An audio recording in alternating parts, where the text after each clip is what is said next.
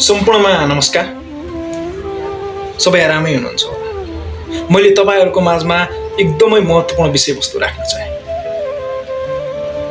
मलाई यी राजनीतिक दलका एजेन्डा हेर्दा लाग्छ हामी नेपालीहरु कति खुशी छौं, हामी नेपालीहरु कति समृद्ध छौं।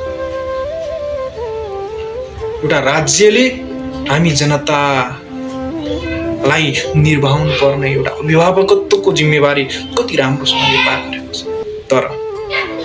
तर अझै पनि दुर्गम क्षेत्रका नागरिकहरू बिरामी हुँदा स्ट्रेचरमा बोकेर सदरमुकामसम्म पुर्याउनु पर्ने अवस्था छ।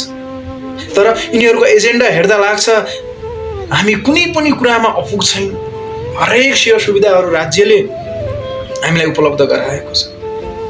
जहाँ एउटा शिक्षाको उज्यालो सपना बोकेको बालक कलमको मूल्य नपुगेर श्रमको अन्धकारमा हराउँछ। तर हामीहरू यिनीहरूकै एजेन्डामा भुल्छौँ, यिनीहरूकै झुट्टा आश्वासनमा हराउँछौँ। हामीलाई थाहा हुँदैन कि यिनीहरूले हाम्रो घाँटी थिचिरहेका छन्, हाम्रा भविष्यका पुस्ताको जीवनसँग खेलबाड गरिरहेका छन्। हामीहरूको आँखा र कान भने खुल्न सकेको छैन।